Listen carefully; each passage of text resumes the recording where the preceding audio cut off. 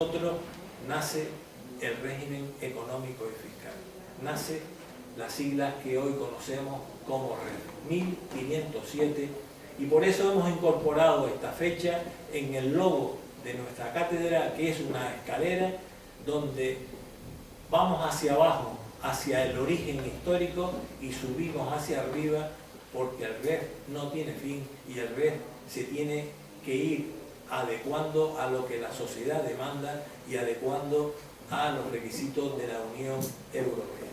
Y me queda una última fecha, 1510, y es la fecha en la que los monarcas, conscientes de que la exención a La Palma y Tenerife no tenía un documento básico, lo otorgan. Y lo que hacen es otorgarlo con una duración de 25 años a partir del momento de la conquista de cada una de esas islas. Pero ya en 1507, como he explicado, todas las islas de señorío estaban exentas de la gran mayoría de los pechos y alcabalas, tributos de todo tipo que existían en la hacienda castellana. 1507 ha nacido nuestro régimen económico y fiscal. Muchas gracias y seguimos con el programa.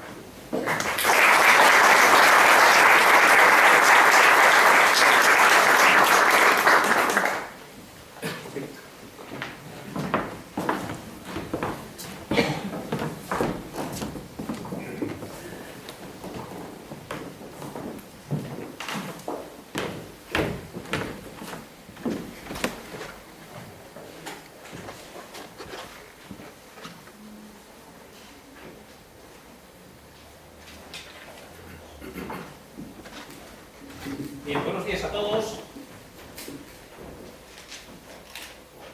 Dos de los ámbitos en los cuales también ha operado la reforma del régimen económico y fiscal de Canarias a finales del año 2014 son los relativos a la ya existente zona especial canaria y a la novedosa deducción para inversiones en determinados territorios de África Occidental.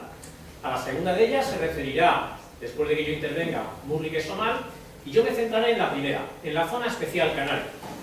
Pues bien, puedo decir de principio, y ya lo adelantaba Salvador Miranda, que en relación con la zona especial canaria nos encontramos con una reforma de gran relevancia. Desde mi punto de vista, la zona especial canaria es una de las que podríamos llamar grandes ganadoras de la reforma del régimen fiscal Canarias, que ha entrado en vigor el 1 de enero del año 2015. ¿Y por qué digo esto? ¿Por qué puedo decir esto? Porque se trata de una reforma en la cual se han llevado a cabo ciertas modificaciones normativas que habían sido ya señaladas desde hace algún tiempo como aspectos necesitados de reforma y que era necesaria su modificación para una potenciación de la zona especial canaria.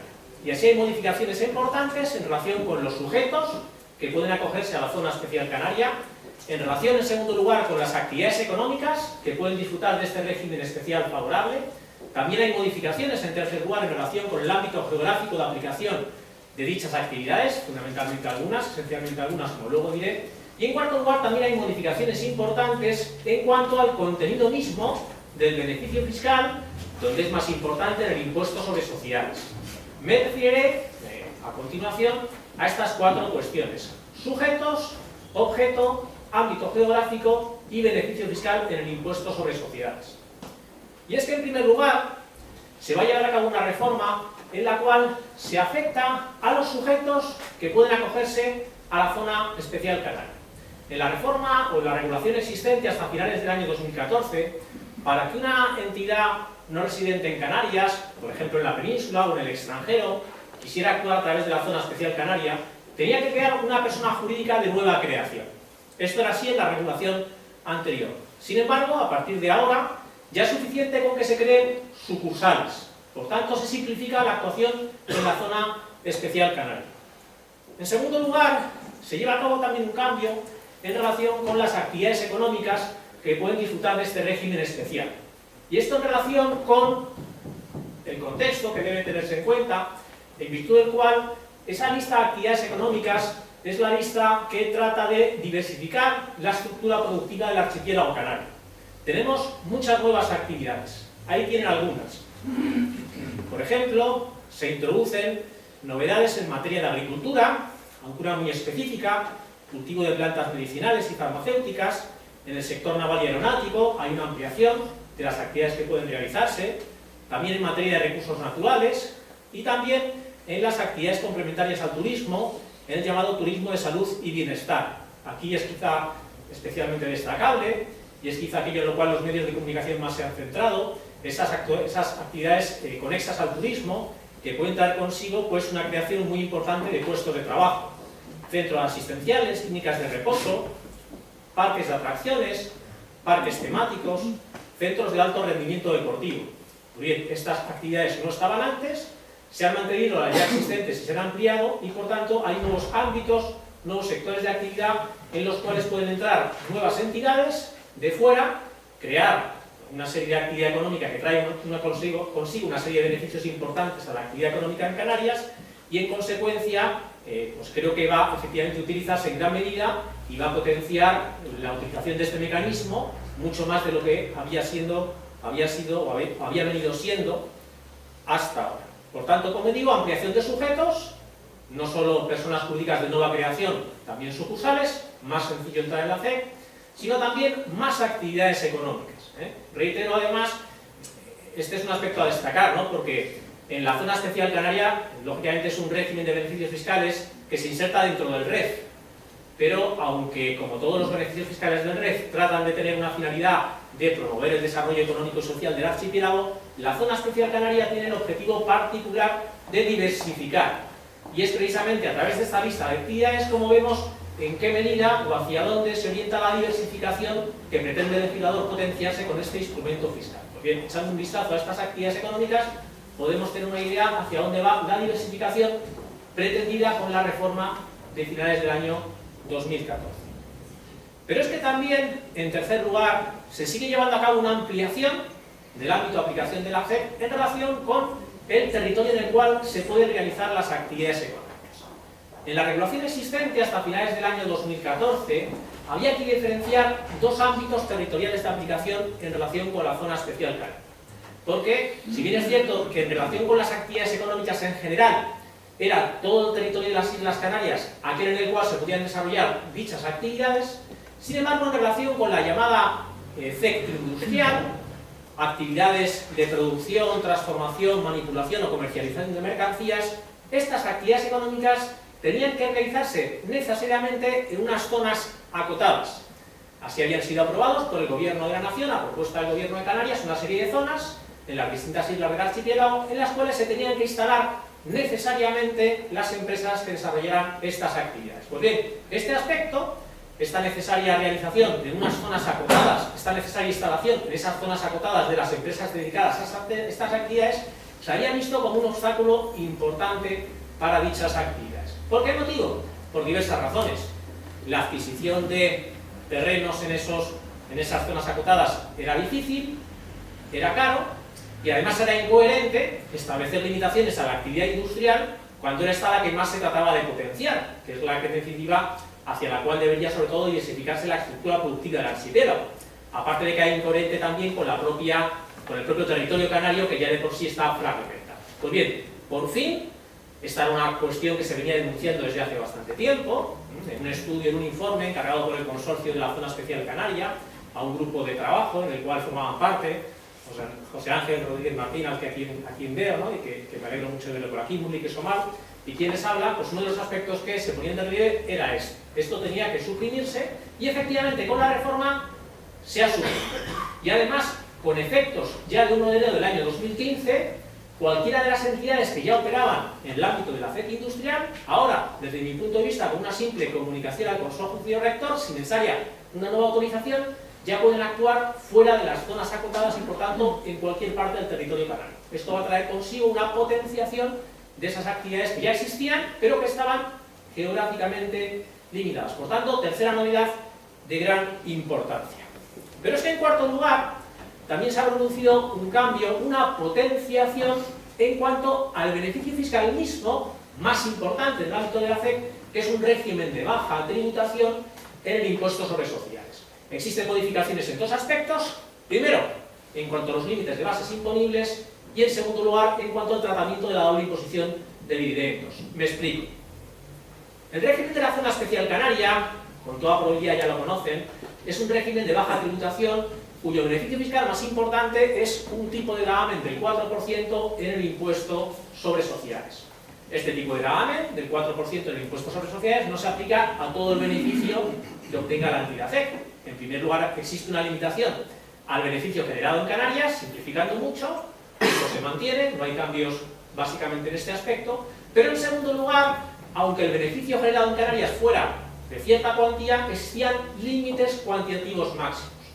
¿Qué es lo que viene a hacer la anterior regulación? Establecer una limitación un poquito más compleja, venía a diferenciar los límites en función del tipo de actividad económica de que se tratara. Así las actividades industriales tenían unos límites mayores, porque era la actividad que se trataba sobre todo de potenciar, y las actividades de servicios tenían unos límites menores.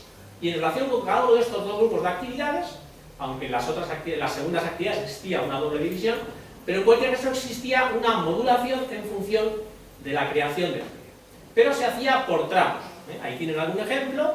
En una actividad industrial entre 3 y 8 trabajadores había un límite de base imponible máximo de 1.800.000 euros. ¿Qué es lo que ha hecho la reforma? Simplificar, introducir más coherencia y ampliar los límites de base imponible. ¿Por qué motivo? Porque en primer lugar ya no existe una diferenciación de límites en función de los tipos de actividades económicas. Ya existe una única regulación de límites, lo cual ya, desde mi punto de vista, es positivo. En segundo lugar, también esa simplificación se concreta en que se establece un límite común de base imponible para aquellas entidades que cumplan el empleo mínimo que exige la normativa. En el caso de Gran Canaria y Tenerife, 5 trabajadores o 3 trabajadores en el resto de islas. Si esto se cumple, por tanto, requisito mínimo de empleo, existe un límite de base imponible beneficiado de 1.800.000 euros. Pero es que se viene a establecer, y esto es nuevo, y esto es muy positivo desde mi punto de vista, que en cuanto se cree un empleo adicional, se sube la base imponible. Existe realmente un incentivo a crear un solo empleo porque obtenemos más base imponible que podemos beneficiar. En la normativa anterior, pasar de 5 a 6 trabajadores no tenía ningún tipo de incentivo, porque no aumentaba el límite de base imponible si no pasáramos de 5 a 9 trabajadores. Por tanto, la creación de un empleo es positivo y por tanto incentiva realmente la creación de empleo, que es lo que se ha pretendido no solo con la reforma de la FEC, sino con la reforma completa del régimen fiscal canario. Y es que además, no solo se ha simplificado, no solo se ha sido más coherente con esta posible incentivación que les decía, sino que además se han suprimido los límites cuando nos encontramos con empresas con más de 50 empleos. Aquí es cierto que existen ciertos límites, pero no son específicos de la regulación de la FEC, sino los generales que se aplican a todos los beneficios fiscales del REF en cuanto a ayudas de Estado de carácter regional. Por tanto, en relación con esto se produce una modificación importante. De hecho, además, como resultado general de este cambio en cuanto a los límites de base imponibles, vemos un aumento de los límites y, les decía también incluso en algunos casos, una desaparición. Ahí tienen un par de ejemplos. Como en relación con las actividades industriales, prácticamente se ha duplicado el límite. Y en el caso de las actividades de servicios se ha triplicado prácticamente el límite.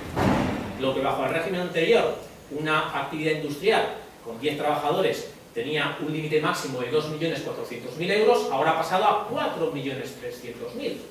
Casi se duplica.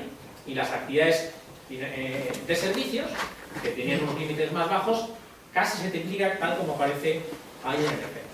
Pero es que esta modificación en el régimen fiscal, dándole una mayor potenciación y por tanto una mayor fuerza al incentivo fiscal, también se ha mejorado desde la perspectiva del tratamiento de la doble imposición de dividendos. Me explico.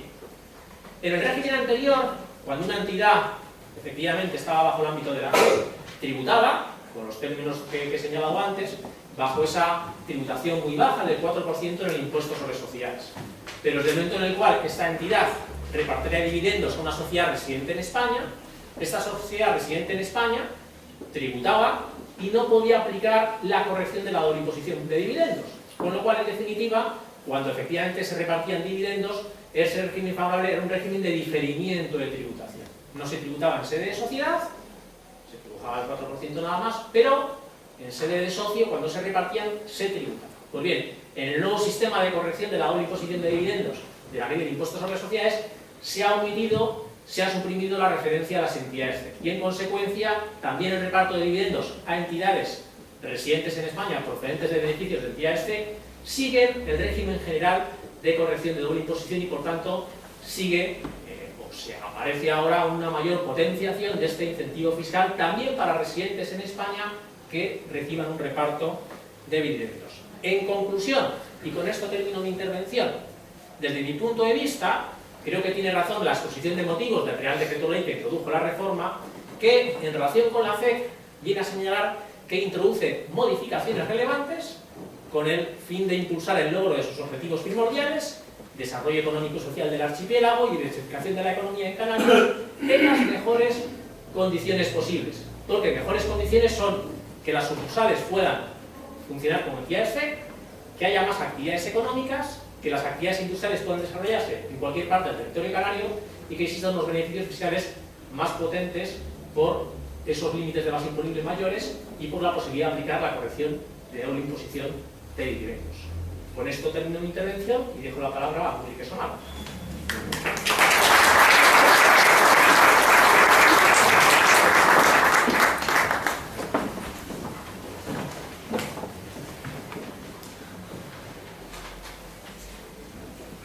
Buenos días a todos y agradecerles la asistencia. Voy a continuar con la segunda parte, digamos, de esta ponencia sobre la visión con inversiones en África. Y cuando termine, estuviera fuera, digamos, del programa, si voy a hacer alusión en 2 minutos a algunos cambios que también se han producido en otro tipo de ilusiones que aparecen dentro de la reforma de nuestro régimen económico y fiscal. La visión con inversiones en África Occidental, como decía Salvador en su presentación, al igual que la parte de la SEC, sí que es una novedad realmente importante. La SEC sí ha recibido la reforma estructural, como bien ha expuesto Víctor, y la visión por inversiones en África es una novedad, por decirlo de una forma totalmente novedosa, en el sentido que antes no existía. Podemos discutir mucho, y se ha discutido mucho realmente en cuanto al fundamento de esta, digamos, nueva deducción. Ha habido mucha crítica, hay mucha gente que opina que esto no debería de haberse aprobado, es crítico en el sentido de decir por qué tenemos que incentivar la inversión en otro país, cuando realmente a lo mejor se debería haber destinado estos recursos a una mayor potenciación en las inversiones dentro de nuestro archipiélago. Yo no voy a entrar ahora en discutir este fondo económico, si realmente era más interesante una cosa u otra. Lo que sí es verdad, como también decía Salvador, es que nos pueden gustar más o menos determinadas cuestiones, pero si analizamos individualmente, punto por punto, la reforma, sí que ha sido positivo en cuanto a que las empresas canarias van a tener derecho ahora a una deducción que anteriormente no existía. ¿En qué puede consistir esta deducción o cuándo podemos tener derecho a esta deducción? El propio título, digamos, lo dice, es por inversiones que se realicen en África. Inversiones en África que podemos hacer directamente o bien constituyendo también filiales en dicho país. En toda África, no, solo en lo que es el África Occidental, y concretamente en los 6 países del África Occidental que tienen ahí en la transparencia: Marruecos, Mauritania, Senegal, Gambia, Guinea-Bissau y Cabo Verde. Realizar la inversión, compromiso de mantenimiento de la inversión 3 años y requisito que en el plazo de 1 año esta inversión entre en funcionamiento. Si hacemos la inversión de forma directa no hay ningún problema. Si hacemos la inversión a través de una filial, porque como ustedes saben muchas veces por el convenio que existe sobre todo con Marruecos, Mauritania, etc., pues se nos exigen que tenga que haber un socio de ese país. Bueno, en esos casos, al menos la participación de la sociedad canaria debería de ser del 50%. Fíjense que esto, a pesar de ser inversión en África, solo puede hacerse sin tener derecho a esta deducción por sociedades que estén domiciliadas en Canarias. Se nos exige un requisito más, que aparte de que hagamos la inversión en África, Canarias tiene que sacar algo de partido del mismo. ¿Cuál es el partido que se exige? Que debe de haber un incremento de la plantilla en Canarias de esa sociedad que invierte en África. Positivo, sí. Fallo bajo mi punto de vista. No nos dice qué incremento de plantilla tenemos que tener. Yo me planteo, ¿puedo invertir 100 millones de euros en África, tener derecho a una deducción impresionante y crear en Canarias un solo puesto de trabajo? La ley no lo especifica. Dicho así, puede parecernos una barbaridad, yo creo que debería ir condicionado, pero la ley no especifica qué incremento deberíamos de tener en Canarias. Creo que desde ese punto de vista se debería haber aclarado algo más, no sé si lo hará cuando salga el reglamento en el que esperemos que nos dejen por lo menos participar, aunque sea de forma opinando a ese respecto, que como bien decía Salvador, no nos han permitido en la aprobación de esta reforma, como tampoco hicieron en el año 2007. Ese incremento de plantilla obviamente habría que mantenerlo en Canarias durante un periodo mínimo de 3 años. ¿A qué deducción vamos a tener derecho? Pues a un 15% sobre el importe de la inversión, esta deducción general. Pero solamente vamos a tener derecho a este 15% si quien realiza la inversión es una empresa catalogada en el impuesto sobre sociedades como una empresa de reducida dimensión, es decir, cuyo volumen de facturación, junto con todas las empresas que formen parte del grupo, no supere los 10 millones de euros y la plantilla de la empresa no supere los 50 trabajadores. En el caso que supere estos límites, y por primera vez, yo creo que se han tenido en cuenta límites de lo que se entiende por pyme a nivel de Europa, vamos a tener también derecho a una deducción, no del 15%, en este caso del 10%, siempre que el volumen de facturación, aún superando los 10 millones, no supere los 50 millones de euros y la plantilla las 250 personas. Es decir, vamos a tener derecho a una deducción del 15% o del 10%. Fíjense que las grandes empresas a nivel europeo, o sea, aquellas que facturen más de 50 millones o tengan más de 250 trabajadores, no podrán beneficiarse de esta deducción. Digo a nivel europeo, porque vuelvo a repetir, en nuestro territorio, digamos, nacional, a partir de 10 millones de euros ya seríamos gran empresa, o 6 millones a partir de cualquier otro tipo de impuesto. Como bien dice aquí en la conclusión que nos hemos puesto, es decir, habrá que esperar al reglamento para poder realmente resolver una serie de dudas, porque se nos va a plantear otro problema además, sobre todo con la administración tributaria. Y aquí volvemos a lo que también bien decía Salvador en cuanto al tema de la conflictividad. ¿Cómo vamos a poder demostrar o cómo nos va a admitir nuestra administración tributaria, los servicios de inspección, gestión, etcétera, que hemos realmente invertido en África? ¿Valdrá con nuestros proyectos? ¿Valdrá con nuestras facturas? Van ahora a la inspección a empezar a viajar a todos estos países a ver la realidad de estas inversiones, como se hace con otros incentivos fiscales cuando visitan las empresas aquí para ver si realmente hemos invertido en la RIC. Estas son dudas que van a dar lugar a muchísima conflictividad en el futuro. No quiero salirme del guión del tiempo para que todo vaya, sí quiero hacer dos menciones a dos deducciones que han cambiado también en el REF, aunque no sean referentes con África. Una es en cuanto a la deducción por inversiones en Canarias, donde se amplía el plazo para poder utilizar, una vez generamos el derecho de deducción, de 5 a 15 años. Dicho así, todo el mundo diría, fabuloso, antes solamente teníamos 5 años, se nos amplía a 15. Muy bien, es positivo, pues claro, si yo antes tenía un caramelo y me dan una bolsa, pues obviamente es positivo. Si hacemos un análisis serio, creo que no ha sido justo y nos volvemos a quedar cortos. La reforma de la ley del impuesto sobre sociedades, todas las deducciones, la aplicación de cuando generamos una deducción o cuando generamos una base negativa, se nos ha abierto un plazo hasta la perpetuidad para poder utilizarla. Sin embargo, en el incentivo fiscal canario nos vuelven a limitar el plazo a 15 años, con lo cual, repito, es positivo comparado con lo que teníamos, pero creo que ha sido bastante corto. Y por último, otra de las deducciones que también han cambiado y que también es positiva en cuanto a la deducción por inversiones en la realización de producciones cinematográficas, audiovisuales, y que se ha ampliado incluso a la realización de espectáculos en vivo. Estas deducciones son bastante importantes. En Canarias la deducción por inversión en producciones cinematográficas se ha establecido en el 38%, y creo que bueno, tenemos como prueba todos los rodajes que se han hecho en este último año y medio en casi todo el archipiélago canario, y creo que se van a seguir realizando y es bastante interesante desde el punto de vista del contribuyente. Con esto termino mi exposición, cualquier otra duda que ya luego la vemos en el coloquio. Muchas gracias.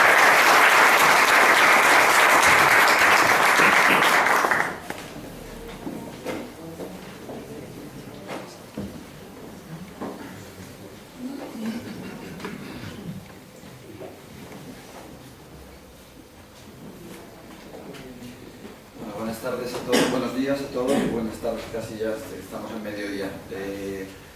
Como bien les comentaba Salvador, yo voy a presentarles las novedades que en este caso, quizá excepto en un par de puntos que ahora comentaremos, no son tan llamativas como lo que hasta el momento pues, nos han podido comentar nuestros compañeros en relación con la reserva para inversiones en Canarias. La RIC ha sido por excelencia el incentivo fiscal estrella de nuestro REF, y también como estrella que ha sido, pues también es quizá la que ha sufrido más los avatares de esa inseguridad de la que Salvador nos ha hablado y de la que podríamos hacer una charla que durara pues, prácticamente una semana entera. En esta reforma yo creo que ha sido la cenicienta, también quizá precisamente por los avatares que esa inseguridad jurídica ha generado y por el rechazo que ha empezado a producir en los empresarios su aplicación.